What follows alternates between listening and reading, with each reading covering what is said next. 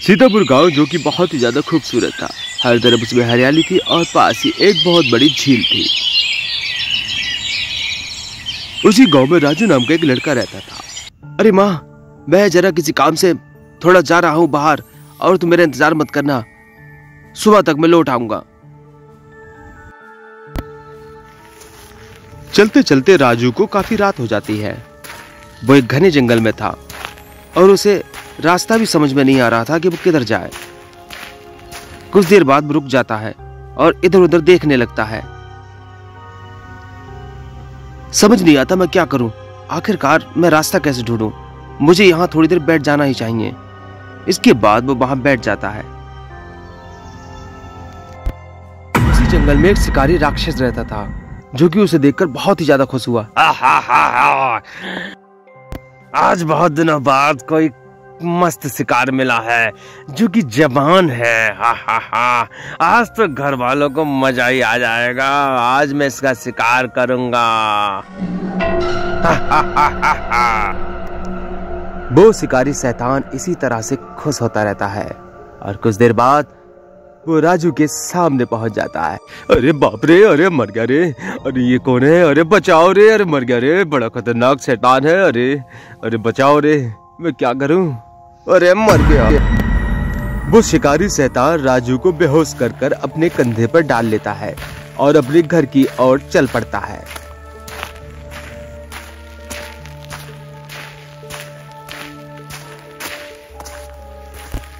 जब वो अपने घर पहुंचता है तो उसकी बीवी झगुनी उसे देखकर बहुत ही ज्यादा खुश होती है क्योंकि एक शिकार आ चुका है।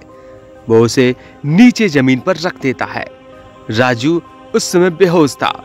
कुछ देर बाद उस शैतान की एक बेटी जो कि जवान थी, वो उसे देखती है और उसके पास आकर खड़ी हो जाती है। अरे कौन हो तुम यहाँ कैसे? शायद मेरे पिताजी तुम्हें लाए हैं। तुम तो बहुत ही ज्यादा खूबसूरत हो। अब हम तुम्हें खाएंगे। तुम कौन हो? मुझे जाने दो प्लीज, मुझे जाने दो यहाँ से। मेरी माँ मेरे घर पे इंतजार करती रही है। मुझे जाने दो ना प्लीज, मुझे छोड़ दो, मुझे जाने दो। अभी तो मेरी शादी भी नहीं हुई है। तो शादी तो मेरी भी नहीं हुई है और पिताजी लड़का भी ढूंढ रहे हैं, लेकिन कोई लड़का मिल ही नहीं रहा। एक शर्त है, अगर तुम मुझसे शादी करोगे तो मैं तुम्हें जाने दूंगी। झगुनी की लड़की सुगनी की बात सुनकर राजू काफी परेशान हो जाता है और सोचने लगता है, जिंदगी रही तभी तो सब कुछ होगा। मैं इसकी बात मान लेता हूँ और यहाँ से निकल जाता हूँ। राजू उसकी बात मान लेता है और सुगनी उसे जंगल के रास्ते पर छोड़ देती है, रास्ता उसे बता देती है। राजू खुशी खुशी वहां से अपने घर की ओर चल देता है। जा मेरे साजन, तुझे किसी की नजर न लग जाए। कल को मेरी शादी हो गया। पिताजी से कहूंगी कि मैंने अपने लिए लड़का ढूंढ लिया है। जाओ तुम रिश्ते की बात करो। अगली सुबह राजू अपने घर पहुंच जाता है, लेकिन वो उस खौफनाक मंजर को भूल नहीं पा रहा था कि आखिरकार उसके साथ रात क्या हुआ था। जैसे तैसे वो जान बचाकर घर तो आ गया था, लेकिन वो अभी भी उसी मायूसी में बैठा हुआ था और वो सोच रहा था कि आखिरकार ये मेरे साथ क्या हुआ। कहीं वो भूत मेरे पीछे न पड़ जाए, मैं क्या करूंगा।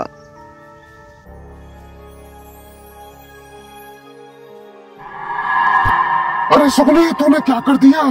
अरे तेरे पापा को पता लगेगा तो वो हम दोनों की जान ले लेंगे। माँ मुझसे प्यार कर बैठी, बस के बगैर जी नहीं सकती। झगुनी ये बात सुनकर काफी हैरान रह जाती है कि उसकी बेटी एक इंसान से प्यार कर बैठी है। अरे किस बात पर झगड़ रहे हो तुम दोनों? और मैं क्या सुन रहा हूँ? शिकार कहाँ?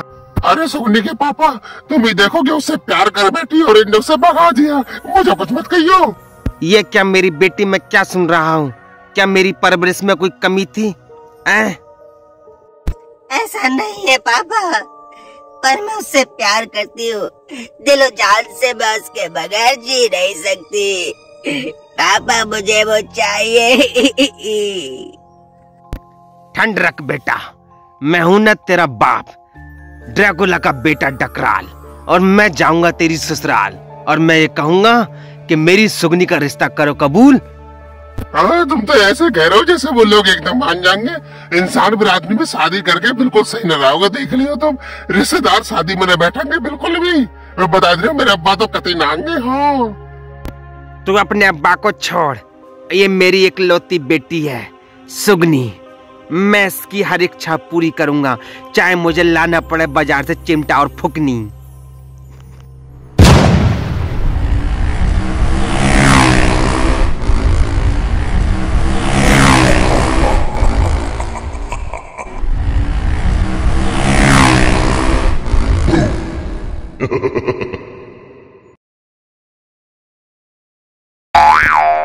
डकराल राजू के गांव पहुंच जाता है।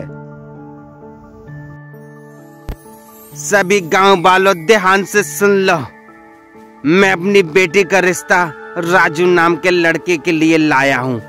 अगर किसी ने भी मना करा या इनकार करा तो मैं इस गांव में खून की नदियां बहा दूंगा। मेरी बात को सब ध्यान से सुन लो, वरना मेरा कहर बरसेगा। ये बात सुनकर गांव वाले सब हैरान रह जाते हैं। उसी जगह पर राजू की माँ भी बैठी होती है।